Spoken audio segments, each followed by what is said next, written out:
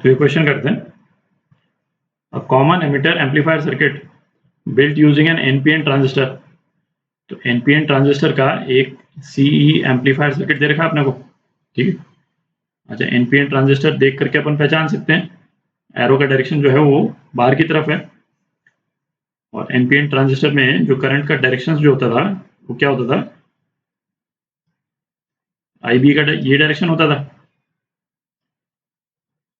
Collector current का ये direction, और एमिटर करंट का ये डायरेक्शन होता था, आई, ठीक है। आगे क्या देखा है, it's DC current gain is 250। DC current gain क्या होता था, बीटा बोलते थे अपन इसको, और ये होता था आईसी अपॉन आईबी, और ये कितना दे रखा है अपने को, 250 दे रखा है, ठीक है। अच्छा, आरसी दे रखा है 1 किलो ओम, ये आरसी 1 किलो ओम। अच्छा, इसको जैसे कई क्वेश्चंस में, और इसको लोड रेजिस्टेंस भी डिनोट करते हैं, आर एल से भी डिनोट होता है, पर ठीक है ना, इस सर्किट में डायग्राम के साथ में इसको आरसी के रूप में शो कर रखा है। और वीसीसी है ना, आउटपुट सर्किट में जो बैटरी का ईएमएफ है वो दे रखा है 10 वोल्ट, ठीक है।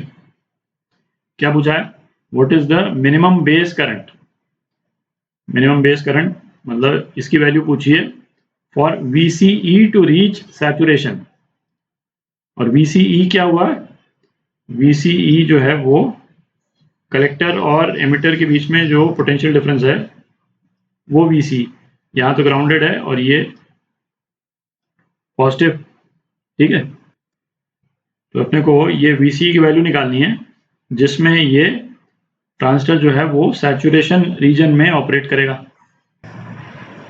अच्छा, अपन ने कॉमन एमिटर कॉन्फ़िगरेशन में जो ट्रांजिस्टर की आउटपुट कैरेक्टरिस्टिक्स होती है ना, उसको डिस्कस किया था।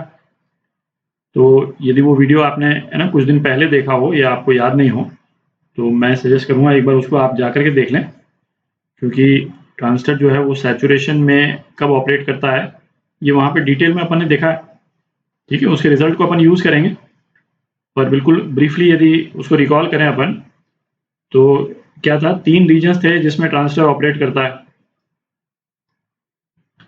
कट ऑफ रीजन ये अपन डिस्कस कर चुके हैं वहाँ पे, एक्टिव रीजन और सैचुरेशन रीजन।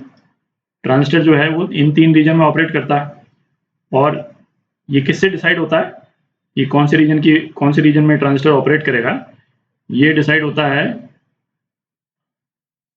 बेस एमिटर जो जंक्शन है और कलेक्टर बेस जंक्शन, है ना, ये फॉरवर्ड बायस हैं या रिवर्स बायस हैं। इन दोनों जंक्शन के बायसिंग पे डिसाइड होता है कि ट्रांजिस्टर किस रीजन में ऑपरेट करेगा। तो जैसे यहाँ पे यदि करें तो बेस एमिटर ये जंक्शन हो गया, और कलेक्टर बेस ये जंक्शन हो गया, ठीक है। इसकी बायसिंग डिसाइड करती है। कट ऑफ में क्या होता था, है ना, ये आपने वो वीडियो देखा होगा अच्छे से, तो आपको याद भी आ जाएगा और उसका रीजन भी आपको याद आ जाएगा। दोनों जंक्शन रिवर्स बायस में होते थे। एक्टिव में क्या होता था,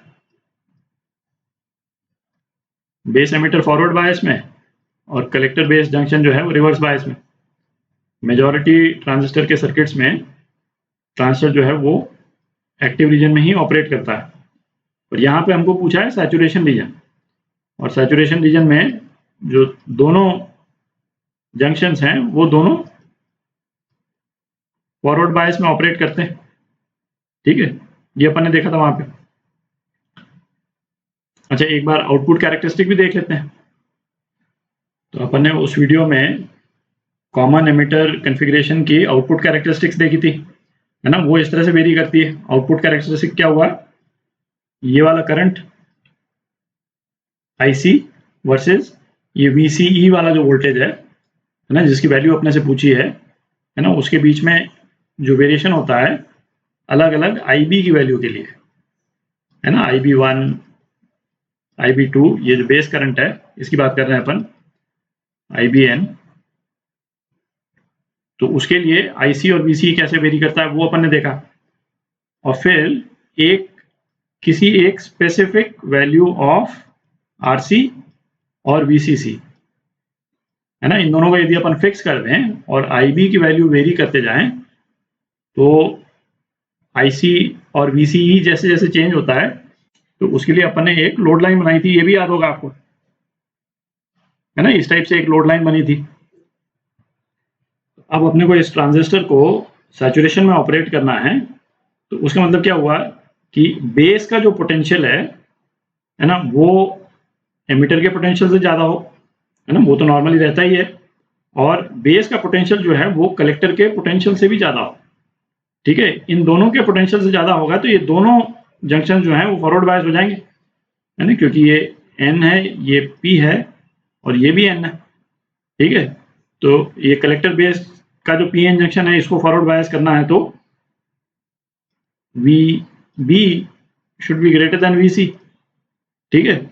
और ये बेस एमिटर का जो पी एन जंक्शन है उसको फॉरवर्ड बायस करना है तो V B should be greater than V, ठीक है।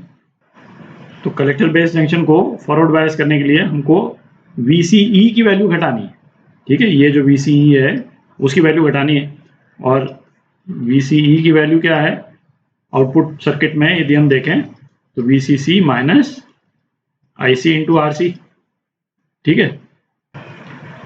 तो इस वाली इक्वेशन से क्लियर है कि VCE की वैल्यू यदि हमको घटानी है तो IC की वैल्यू बढ़ानी पड़ेगी, ठीक है। और IC की वैल्यू बढ़ाने के लिए हमको IB बढ़ाना है, ठीक है। IB इंक्रीज करेगा तो DC करंट की गेन के कारण IC इंक्रीज करेगा, ठीक है। और इस वाली इक्वेशन के कारण IC इंक्रीज किया तो VC घटेगा, ठीक है।